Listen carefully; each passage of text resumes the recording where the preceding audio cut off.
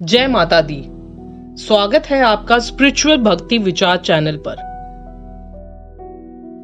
नवरात्रि में माँ दुर्गा की 9 शक्तियों को अलग अलग रूप में पूजा जाता है।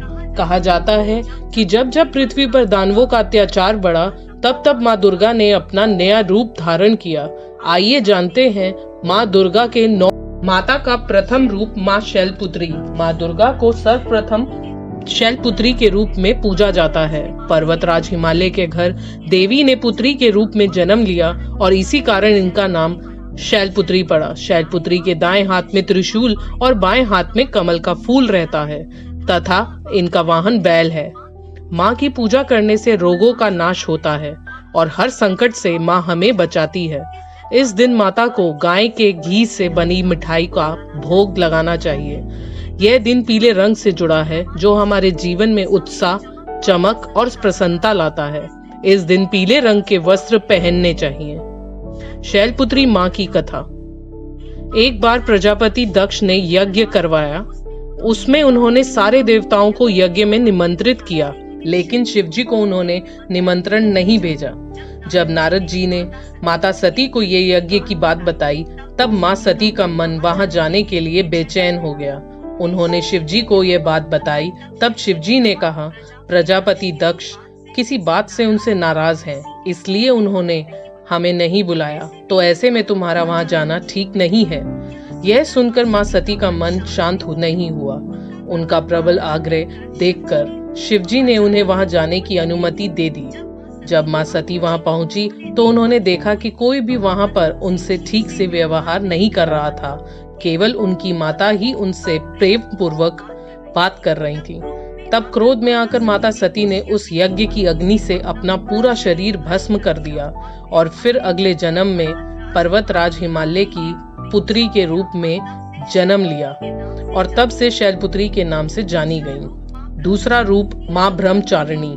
शारदीय नवरात्रि के दूसरे दिन माँ ब्रह्मचारिणी की पूजा अर्चना की जाती है और माँ ब्रह्मचारिणी को तप की देवी कहा जाता है। उनके नाम में ही कई प्रकार की शक्तियां हैं। ब्रह्मा का अर्थ है तपस्या और चारिणी का अर्थ है आचरण करने वाली। ब्रह्मचारिणी माता के दाहिने हाथ में जप की माला एवं बाएं हाथ में कमंडल रहता है। इनकी उपासना से मनुष्य में तप, त्याग, वैराग्य, सदाचार, संयम की वृद्धि होती है और जीवन में वे जिस बात का संकल्प कर लेते हैं उसे पूरा करके ही रहते हैं। ऐसी मान्यता है कि माँ ब्रह्मचारिणी को चीनी पंचामृत का प्रसाद प्रिय है। माँ को उनके पसंदीदा भोग लगाने से आयु में वृद्धि होती है। माता को हरा रंग पसंद है, तो इस दिन हरे रंग के वस्त्र पहनकर पूजा करनी चाहिए। यह रंग जीवन में विकास, सद्भाव और ऊर्जा लाता है। ब्रह्मचारिणी माँ की कथा। जब शैलपुत्री बड़ी हुई तब नारद जी ने उन्हें बताया कि अगर वह तपस्या के मार्ग पर चलेंगी तो उन्हें उनके पूर्व जन्म के पति शिवजी ही वर के रूप में प्राप्त होंगे। शिवजी को वर के रूप में प्राप्त करने के लिए उन्होंने कठोर तपस्या की, तब उन्हें ब्रह्मचारिणी नाम दिया गया। उन्होंने कई वर्ष केवल फल फूल ही खाए, जमीन पर सोई, यहाँ तक कि कई वर्षों तक कठिन उपवास रखे और खुले आसमान के नीचे सर्दी, गर्मी और घोर कष्ट सहे। यह देखकर सारे देवता प्रसन्न हो गए और उन्होंने पार्वती जी को बोला कि इतनी कठोर तपस्या केवल वही कर सकती हैं, इसलिए उनको भगवान शिव जी ही पति के रूप में प्राप्त होंगे। तो इससे माता की मनोकामना पूर्ण हुई और भगवान शिव ने उन्हें पत्नी के रूप में स्वीकार किया। तीसरा रूप माँ चंद्रघंटा। माँ के इस रूप में मस्तक पर घंटे के आकार का आधा चंद्र बना होने के कारण इनका नाम चंद्रघंटा पड़ा तथा तीसरे नवरात्रे में माँ के इसी रूप की पूजा की जाती है। माँ की कृपा से मनुष्य को संसार के सभी कष्टों से छुटकारा मिल जाता है। चंद्रघंटा माँ के 10 हाथ हैं, जिनमें कमल का फूल, त्रिशूल, कमंडल, गदा, धनुष, तलवार और बाण है। एक हाथ आशीर्वाद तो दूसरा अभय मुद्रा में रहता है। शेष बचा एक हाथ वे अपने हृदय पर रखती हैं। शेर पर सवारी करने वाली माता को दूध का भोग प्रिय है। इस दिन भूरे या ग्रे रंग के वस्त्र पहनकर माता की पूजा करनी चाहिए। यह रंग बुराई को नष्ट कर जीवन में दृढ़ संकल्प को जगाता है। माँ चंद्रघंटा की कथा। देवताओं और असुरों के बीच लंबे समय तक युद्ध चला। महिषासुर असुरों का राजा था और इंद्र देवताओं के। महिषासुर ने देवताओं पर विजय प्राप्त कर इंद्रदेव का सिंहासन हासिल कर लिया और स्वर्ग लोक पर राज करने लगा। इससे सभी देवतागण परेशान हो गए और इस समस्या से निकलने का उपाय जानने के लिए त्रिदेव ब्रह्मा, विष्णु और महेश के पास गए। देवताओं ने बताया कि महिषासुर ने इंद्र और अन्य देवताओं के सभी अधिकार छीन लिए हैं और उन्हें बंधक बनाकर स्वयं स्वर्गलोक का राजा बन गया है। देवताओं ने बताया कि महिषासुर के अत्याचार के कारण अब देवता पृथ्वी पर हैं और स्वर्ग में उनके लिए स्थान नहीं है। यह सुनकर ब्रह्मा, विष्णु और भगवान शंकर को अत्यधिक क्रोध आया। क्रोध के कारण तीनों के मुख से ऊर्जा उत्पन्न हुई। देवगणों के शरीर से निकली ऊर्जा भी उस ऊर्जा से जाकर मिल गई। तभी वहां एक देवी का अवतरण हुआ। भगवान शंकर ने देवी को त्रिशूल और भगवान विष्णु ने चक्र प्रदान किया। इसी प्रकार अन्य देवी देवताओं ने भी माता के हाथों में अस्त्र शस्त्र सजा दिए। इंद्र ने भी अपना वज्र और ऐरावत हाथी से उतरकर एक घंटा दिया। सूर्य ने अपना तेज और तलवार दिया और सवारी के लिए शेर दिया। देवी अब महिषासुर से युद्ध के लिए पूरी तरह से तैयार थी। उनका विशालकाय रूप देखकर महिषासुर यह समझ गया कि अब उसका काल आ गया है। महिषासुर ने अपनी सेना को देवी पर हमला करने को कहा। देवी ने एक ही झटके में ही दानवों का संहार कर दिया। इस युद्ध में महिषासुर तो मारा ही गया, साथ में अन्य बड़े दानवों और राक्षसों का संहार कर दिया। इस तरह मां ने सभी देवताओं को असुरों से अभेदान दिलाया। चौथा रूप मां कुष्मांडा। मां कुष्मांडा की 8 भुजाएं हैं, इसलिए इनको अष्टभुजा भी कहते हैं। इनके 7 हाथों में कमंडल, धनुष, फल, पुष्प, बाण, अमृत कलश, चक्र, गदा है। 8वें हाथ में सभी सिद्धि को देने वाली जप की माला है। कुष्मांडा माता का वाहन सिंह है। कुष्मांडा मां सूर्य से संबंधित दोषों को ठीक करती है। नवरात्रि के चौथे दिन माता कुष्मांडा की आराधना की जाती है। मां को भोग में मालपुआ अति प्रिय है। इस दिन नारंगी रंग की वस्त्र पहनकर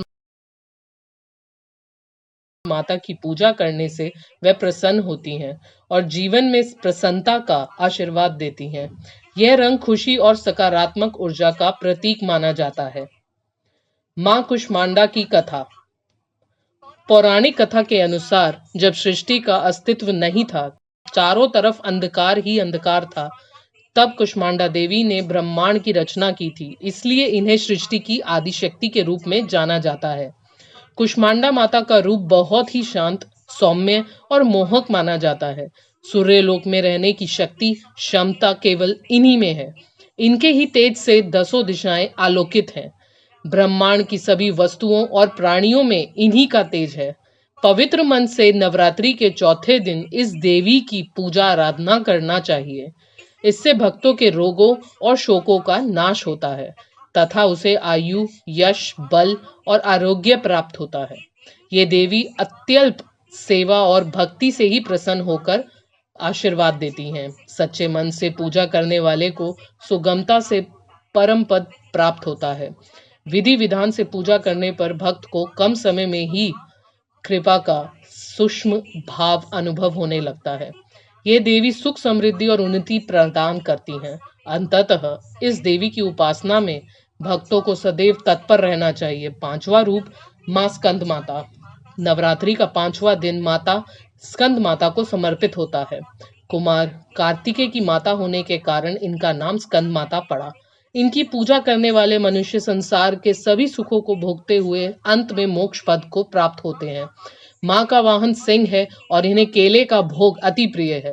इस दिन सफेद रंग बड़ा शुभ माना जाता है। ये रंग जीवन में शांति, पवित्रता, ध्यान और सकारात्मकता को फैलाता है। इस देवी की 4 भुजाएं हैं। ये दाईं तरफ की ऊपर वाली भुजा से स्कंद को गोद में पकड़े हुए है। नीचे वाली भुजा में कमल का पुष्प है। बाईं तरफ ऊपर वाली भुजा में वर मुद्रा में है और नीचे वाली भुजा में कमल पुष्प है। इनका वर्ण एकदम शुभ्र है। ये कमल के आसन पर विराजमान रहती हैं, इसलिए इन्हें पद्मासना भी कहा जाता है। मां स्कंद माता की कथा। कुमार कार्तिकेय की रक्षा के लिए जब माता पार्वती क्रोधित होकर आदि शक्ति रूप में प्रकट हुई तो इंद्र भय से कांपने लगे। इंद्र अपने प्राण बचाने के लिए देवी से क्षमा याचना करने लगे।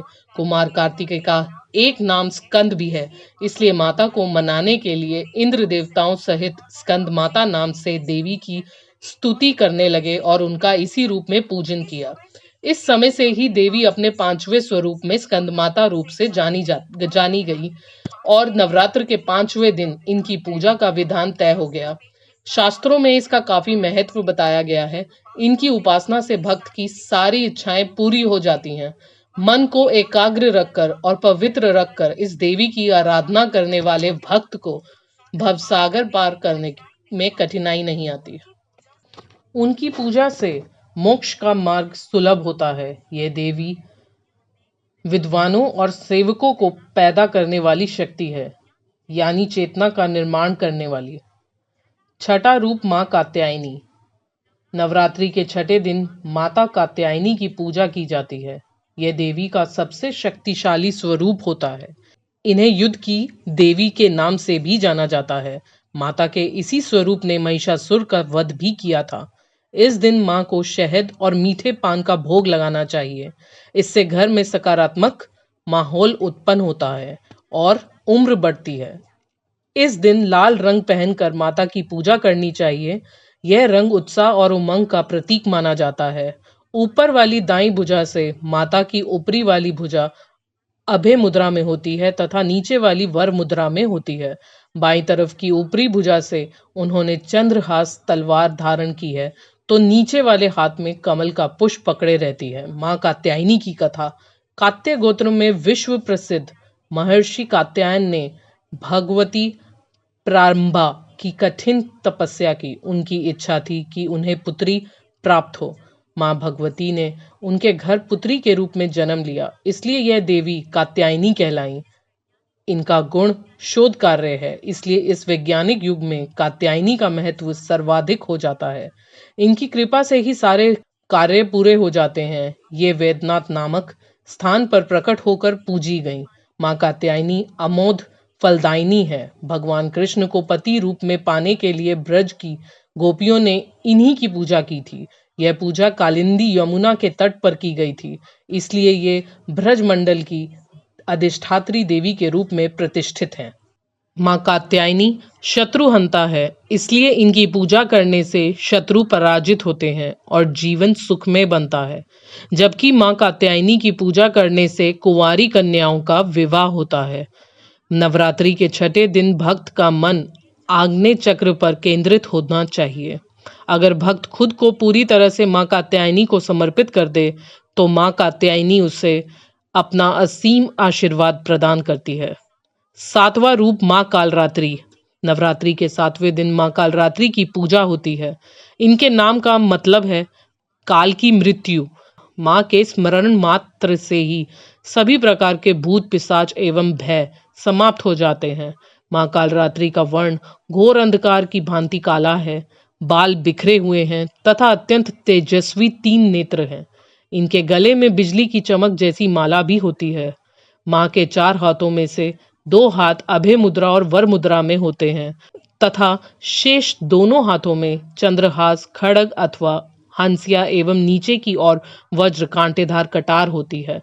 माता के तन का ऊपरी भाग लाल रक्तिम वस्त्र से एवं नीचे का भाग बाघ के चमड़े से ढका रहता है। इनका वाहन गधा होता है। इनकी पूजा में गुड़ से बनी चीजों का भोग लगाएं, इससे शत्रु पर विजय प्राप्त करने का आशीर्वाद मिलता है। माता की पूजा नीला रंग पहनकर करनी चाहिए, क्योंकि माता के इस रूप को सांवले और नीडर रूप में दर्शाया गया है। मां कालरात्रि की कथा। कथा के अनुसार दैत्य शुंभ, निशुंभ और रक्त बीज ने तीनों लोकों में हाहाकार मचा रखा था। इससे चिंतित होकर सभी देवतागण शिवजी के पास गए। शिवजी ने देवी पार्वती से राक्षसों का वध कर अपने भक्तों की रक्षा करने को कहा। शिवजी की बात मानकर पार्वती जी ने दुर्गा का रूप धारण किया और शुंभ निशुंभ का वध कर दिया। परंतु जैसे ही दुर्गा जी ने रक्त बीज को मारा, उसके शरीर से निकले रक्त से लाखों रक्त बीज उत्पन्न हो गए। इसे देख दुर्गा जी ने अपने तेज से कालरात्रि को उत्पन्न किया। इसके बाद जब दुर्गा जी ने रक्त बीज को मारा तो उसके शरीर से निकलने वाले रक्त को कालरात्रि ने अपने मुख में भर लिया और सबका गला काटते हुए रक्त बीज का वध कर दिया। इनका रूप भले ही भयंकर हो, लेकिन ये सदैव शुभ फल देने वाली माँ है, इसलिए ये शुभंकरी कहलाई। अर्थात इनसे भक्तों को किसी भी प्रकार से भयभीत होने की आवश्यकता नहीं। उनके साक्षात्कार से भक्त पुण्य का भागी बनता है। कालरात्रि की उपासना करने से ब्रह्मांड की सारी सिद्धियों के दरवाजे खुलने लगते हैं और तमाम असुरी शक्तियां उनके नाम के उच्चारण से ही भयभीत होकर दूर भागने लगती हैं। इसलिए दानव, दैत्य, राक्षस और भूत प्रेत उनके स्मरण से ही भाग जाते हैं। अंधकार में स्थितियों का विनाश करने वाली शक्ति है कालरात्रि। काल से भी रक्षा करने वाली यह शक्ति है।